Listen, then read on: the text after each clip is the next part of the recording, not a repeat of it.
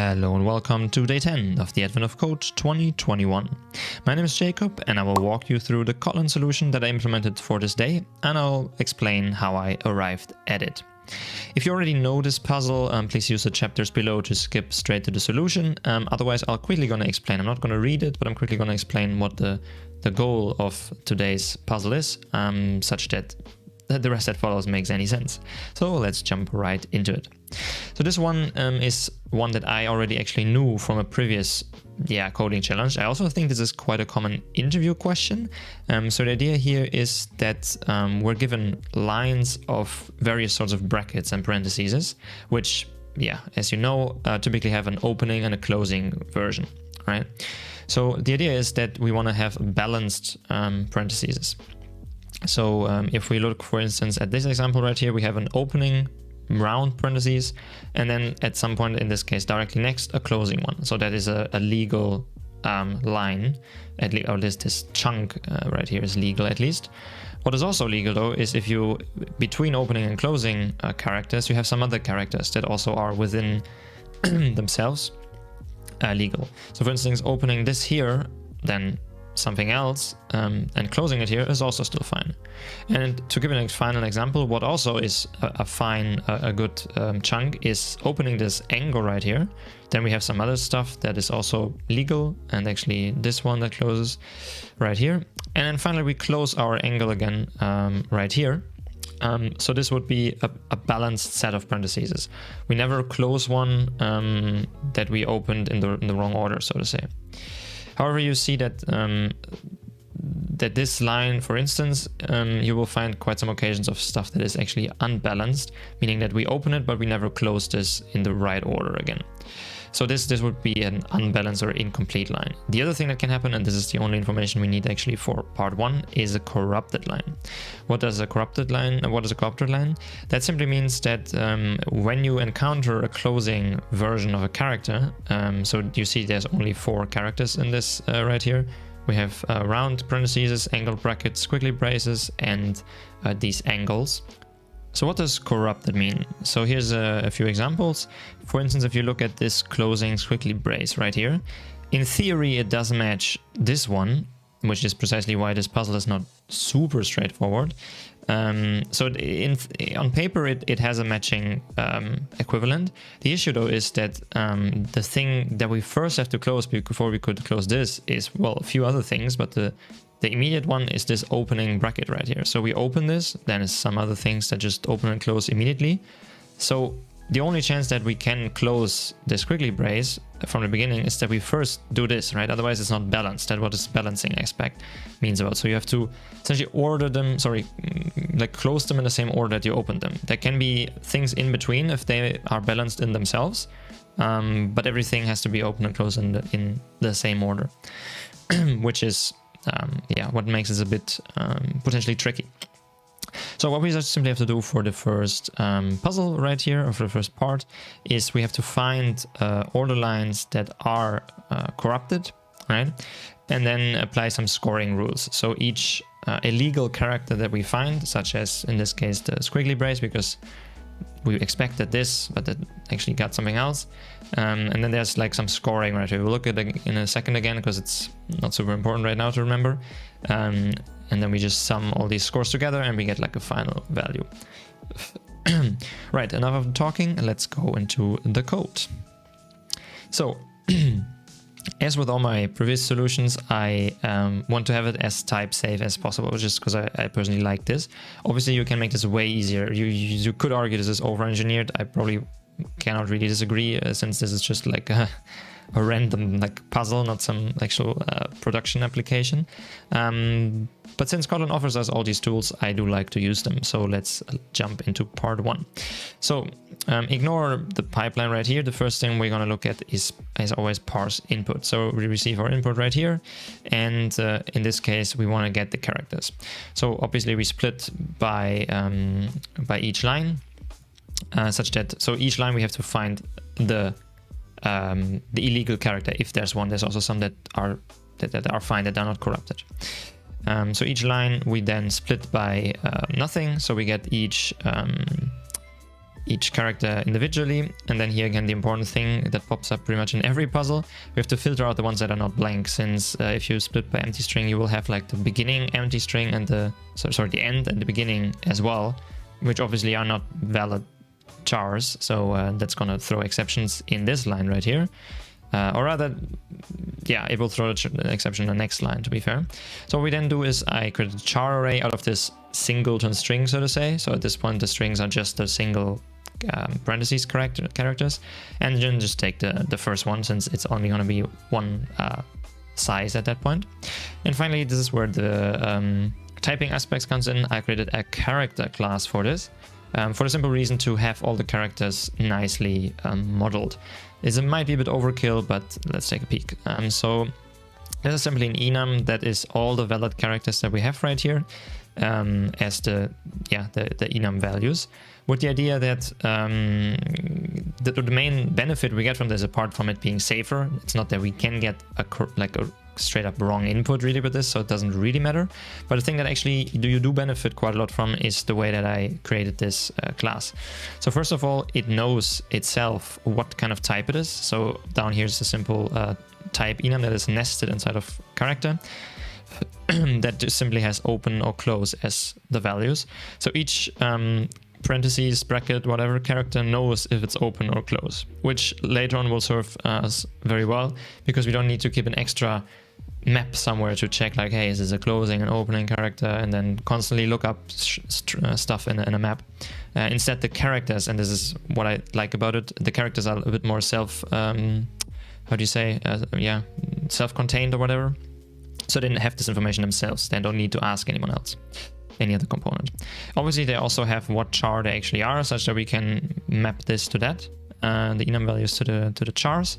And then finally, which I think is the thing that is the most useful, each character, again being self-contained, knows what its opposite is. So we have an abstract function right here that each enum value implements and just literally mentions what is its opposite. So for instance, the opposite of open brace obviously is close brace, and vice versa. One can sadly not make this a field, so of course it would be nice to do this, but actually here it's not a good example. If you do this, you will quickly find that this doesn't work, obviously, because if you do that, then IntelliJ will actually tell you already enum entry is uninitialized here. So we can't yet say, hey, this opposite of open is close brace, because it's literally only defined a line later. So it has to sadly go with be like this. We could make it a field with a getter in theory, so you just do dot opposite and don't invoke anything that is anyways constant. I guess that would be one option as well. And probably a bit nicer, to be fair. Finally, the toString method I simply overrode to be the actual character, because otherwise if you do debug it or print something, it will literally always say, I don't know, I have a list of open angle, close angle, open brace. It looks very ugly and it's very hard to read. So obviously the character is nicer. And then finally, we can just create from any char that we pass in. This is also what we used up here, right? We can pass in and it finds for us the value that matches this char. I made it nullable, cannot really happen, right? But again, to make this code a bit more how I would typically write code, and then here if it's not found, which can't really happen with the input, right, we throw an exception. Yes, so we return then here a list of character, which simply is all the lines and then all the characters inside of it.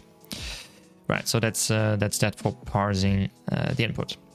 Let's move on. So what I do next is we have to, in the first part of the puzzle at least, find the corrupted lines, right? So I have this match function right here, and this is where now the specific algorithm comes into play that works very nicely for this one. So what typically works very well here is to use a stack for this, such that quickly walk through the code, and then I think it makes a lot of sense already. So we just iterate over all the characters in one line, which is simply what we receive right here. And then the next thing we can do is check if its type is an open character, and if so, we push on top of the stack. So stack obviously being LIFO, so you can only last in, first out. So you can only stack things on top of each other and then also pop them out like in reverse, so to say. If you have absolutely no idea how a stack works, I should suggest quickly Googling, but I presume you know. Right. So if it's an open character, we can just push it onto the stack. You'll see in a second why, if this doesn't make sense yet. If it's not one, meaning that, well, it's closed, since we only have open and closed, it's Boolean, so to say. We want to find out if the one that we now encounter matches something we currently have on the stack. So what I'm going to do here is I'm going to find what matches the current character, which of course we can nicely do with our opposite function right here. So we, let's say in the first line we have an open, or we encounter a closed parentheses. The opposite of that is obviously going to be an open one, so this would be an open one then. And then what we can simply do is see if that, what is the opposite of what we currently look at, is currently the top of the stack. So if we again look at our input right here, this would mean that, let's make a simple example right here. If we encounter this one, meaning we go into the else, because it's not an open character, we simply compare, is the opposite of this equal to what is currently on top of the stack? And the stack obviously being, if we always push on top of the stack, just what we received previously will be the top of the stack. That is precisely why stack works well, since you automatically get this reverse order and returning it.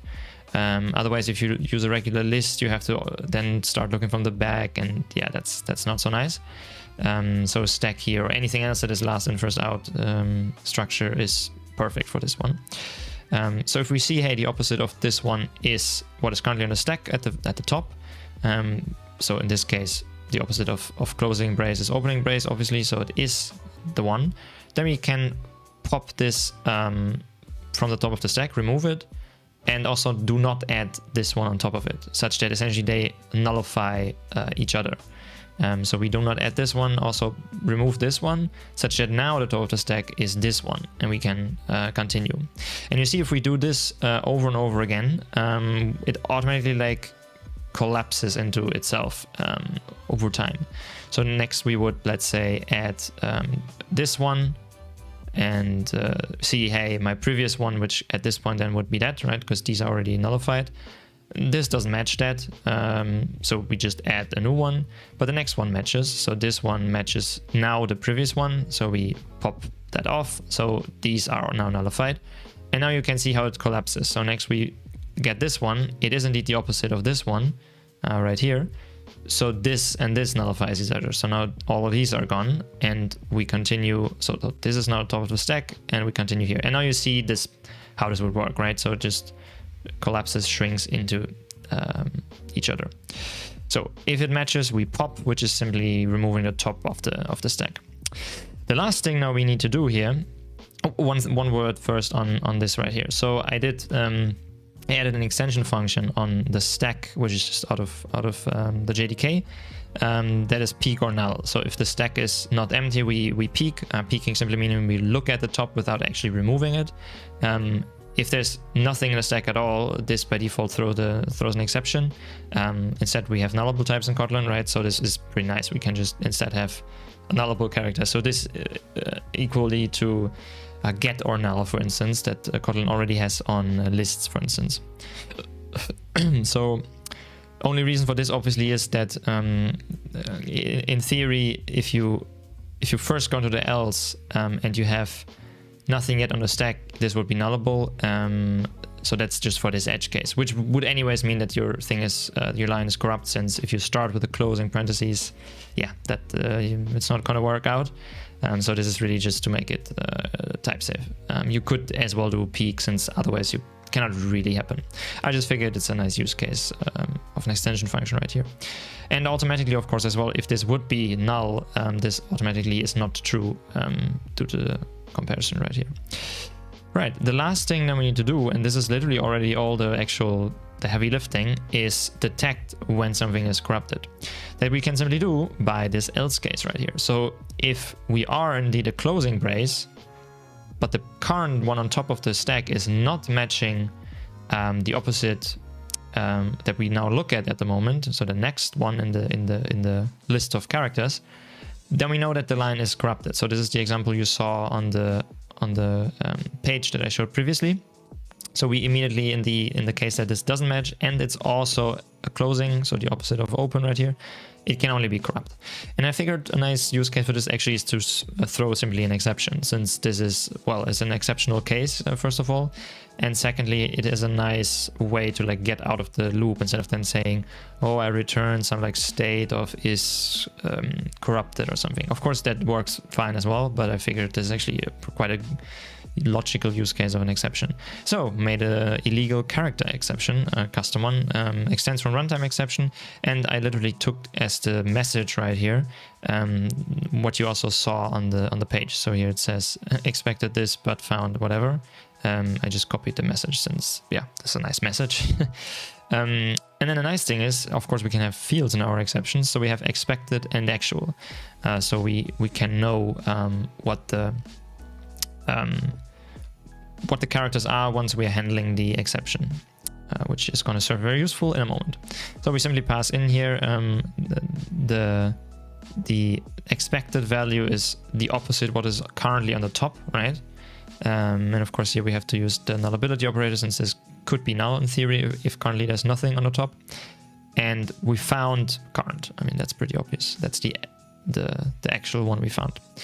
Right, so outside of match, last thing, well, actually for this one we don't even need it yet, so let's not look at it. So what would happen if a line is not corrupt is we just do our matching, and we don't really are interested in the non-corrupt ones. For this first part, we actually want to look at corrupt ones. So I figured I'm going to do map not null, and in the case that it is not a corrupt one, I just return null, meaning that it's like not included in the. It's like it's filtered out. And otherwise, if we catch the exception, we can simply now return exception.actual, right? Because that is the one that we saw, but that should have not been here. So now afterwards here we have just a list of all illegal characters that we saw. So let's quickly look now how we score them. So the scoring right here works simply by each character has like points associated, so these are just different point values essentially, and we just now simply like count how often we saw each, and count the points up, and in the end sum them together. So that if we have 2 of these, this is 6 points, and so on and so forth for the others. Pretty straightforward, obviously. What works pretty well here is extension function you already saw in a previous episode, which is count by that I added. It's really simply a group by that instead of returning as the value a list of everything that matched the key selector, it instead returns how often it saw whatever matched the key selector, which is pretty handy to have in general, in my opinion. So now at this point here, we have simply the characters as the keys, and I do destructuring here again, and here's the value, how often we saw that. And obviously what we can simply do is we can get the score for this character and multiply it by how often we saw it, and finally sum that together. Last thing we obviously need here is where does the score come from. I figured it'd be nice to hide it behind something. So there's a scorer object, a singleton, that just literally has these maps internally right here. So these are the same numbers you saw on the page, and it just looks up the value and returns it to you, otherwise throwing exception if it doesn't expect it. Nothing very interesting. Yeah, then we sum it together, and that is part 1. Right, let's now move to part 2. Once you have this in place, part 2 is not that difficult as well. So what we now need to do is actually discard the corrupted lines. So previously we were only interested in this, now other way around. But now here's an important bit that it says the remaining lines are incomplete. So actually, compared to how the interview question typically goes, like find which line, or like return true, false, or whatever, is this line balanced or not? In this case, literally no line is balanced, in the sense that it's, well, what they call incomplete. So there's always stuff missing at the end that should close braces and so on that were opened earlier. So we can just expect that after filtering out the corrupt ones, we're only having unbalanced incomplete ones. So what we now need to do is complete them for the input. So we get this input, for instance, and now we need in the correct order return what would be needed to make this input balanced, which is super straightforward, as you'll see in a second with the approach I took in the first part. And then again we score some stuff. Let's look at that in a moment again. Right. So how you would do this for part 2 is very straightforward. We again do our matching of the characters, this time the other way around. So if it matched, or if it could at least finish matching, let's say, it didn't throw the exception, we return it. Otherwise, if it threw the exception, meaning that it's corrupted, we just return null and again filter that out. So we do it the other way around. Then I first thought that there can be also balanced lines. It turns out in the end, as you saw in the sentence, actually all of them are unbalanced and not matching, or incomplete, or whatever you want to call it. So I also added here, like, filter out all the ones that are actually matching, which what that means we'll see now, or where this matching comes from. This is not really necessary because apparently nothing matches, so it doesn't really matter. So what is this though? Let's quickly go back to the match because we haven't looked at the last 2 lines. So after you did this for everything and you did not throw the exception, so that line of characters was at least legal, albeit not complete maybe, we now simply can do 2 last things, which is simply to complete the character. Sounds maybe difficult, but actually if you think about it, is very, very easy. So what you simply can do now here is get everything that is still in the stack and get the opposite of that. And if you iterate in the way that you also added it to the stack, you're automatically going to get the right order, right?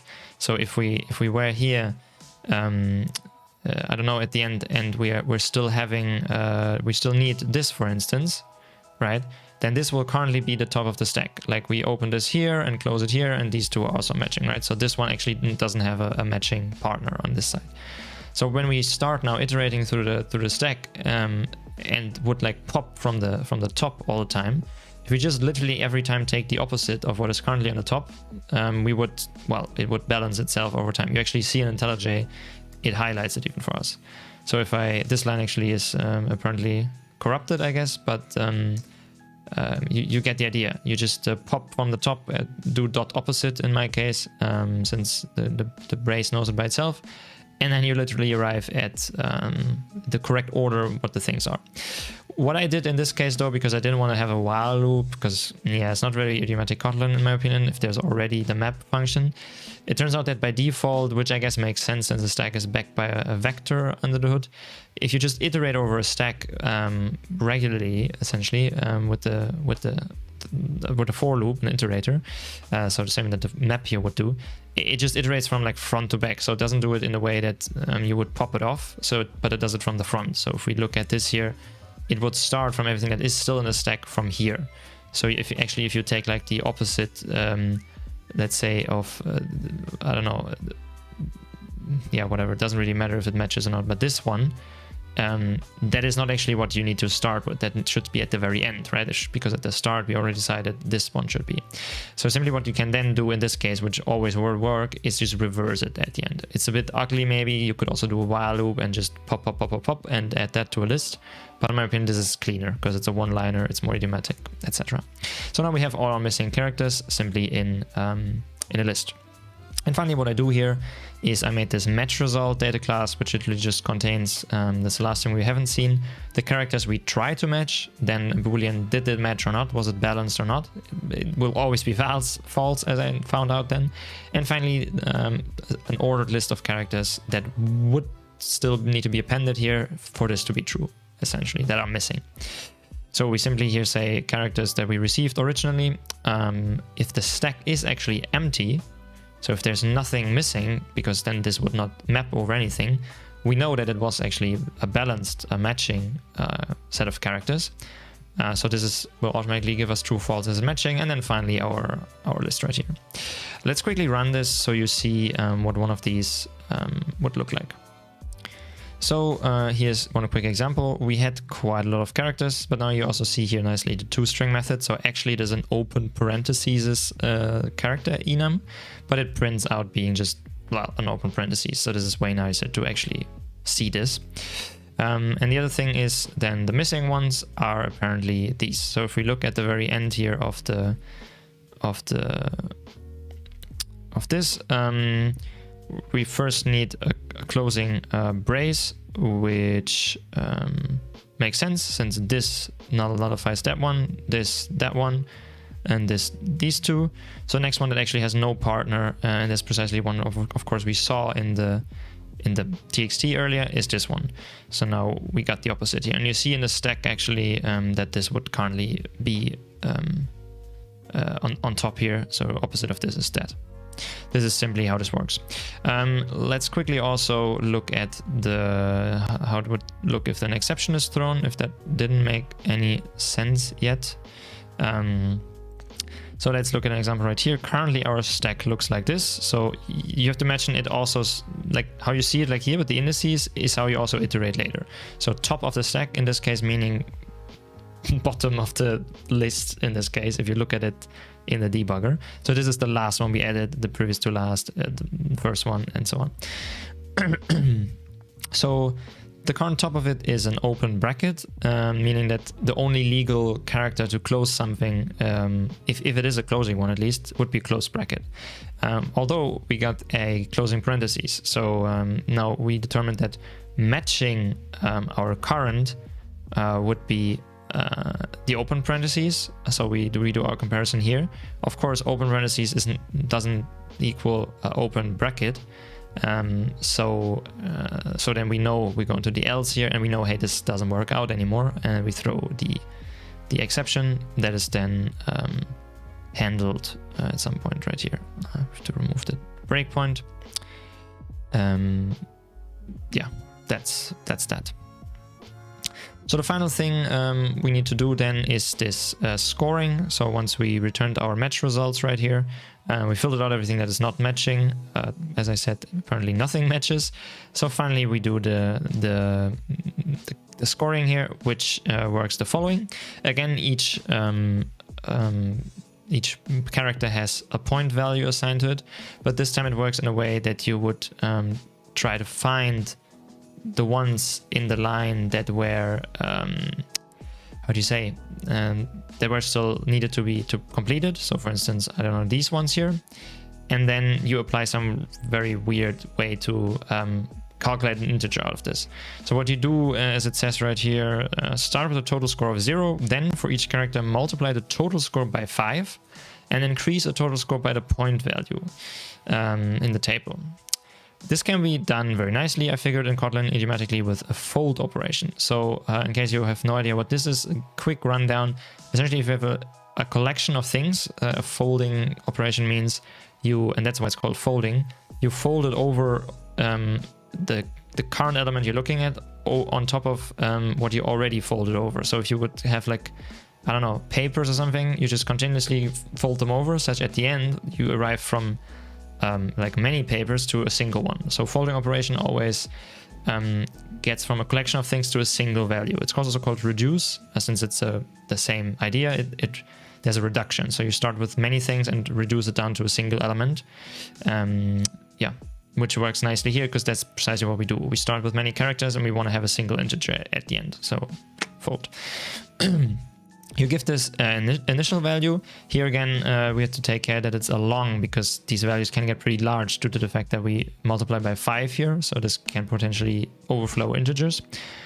So we start, you see here, initial. So this is just like the base case, so to say, of this folding operation, which is what it's specified here. So you say start with total score of 0. That's just the initial, obviously. And then in each iteration, we execute this lambda, and you receive 2 things: an accumulator, which is the current value of your folding. So if this runs the first time, 0, and then over time, whatever you returned in each iteration, in each lambda. And obviously what you also receive is the current character that you're looking at. So what we can nicely do now here is we literally implement what it said in the text. We multiply our current value, or current total score, by 5. And then we add at the end, of course, these parentheses is technically not needed because this will be executed before that one, but yeah, a bit easier to read in my opinion, plus whatever the score is. So again, here, very boring. We have this map of the values you saw on the page, and we just look it up. And yeah, I think you can see how if you do this over time, so we just do match result dot all the missing ones. Over time you arrive at a single integer at the end, because you apply this again and again and again, and each time receive in the next iteration, so to say, the current value of the accumulator, which will just grow and grow and grow. But it will be a single integer. So this is a nice way to avoid a for loop, essentially. And then finally, we have to do something very odd, which is autocomplete tools are an odd bunch. The winner is found by sorting all of the scores and then taking the middle score. Not sure why, but that's what it is. So what we obviously do is we sort. So at this point, you see already we have lists of long. They have obviously a natural way of sorting them. So we can just do sorted. And then the final thing is I added a middle or null extension function on lists. Why null? So of course, if you have an even number of elements in your list, there is simply no middle. It does specify here again that there will always be odd, so technically we don't need this, and that's precisely why here I coerce it into non-null. But on paper it's nicer if it supports it. So what we simply do here is we look at if we have an odd number of elements. So I just also added an is odd and is even function. If so, we can simply take the index at half of our count and return this, because it will be the middle. Otherwise, if we were not odd, so even, we have to return null, since there is no middle in that sense. This works, of course, because it's integer division. So count is an integer, this is an integer, so it will round down. So for instance, if you have 5 elements, the element at index 2 will be the middle, because 5 divided by 2 is 2.5, rounded down to 2. So you get 0, 1, 2, which is, well, the third element, so to say. So that's the middle, precisely what we want. Yeah, and that's it for this day of the Advent of Code, day 10. If you do have any questions, something was unclear, don't hesitate to drop me a comment. I'm very happy to answer to them. Also note, I do have a Discord server to keep a bit in touch with you. Answer a question, have some discussion or whatever. You'll find the link in the description under this video, so consider joining there as well. I'd be very happy to chat a bit with you. And finally, thanks a lot for watching. Consider subscribing, and I see you for day 11. Tschüss.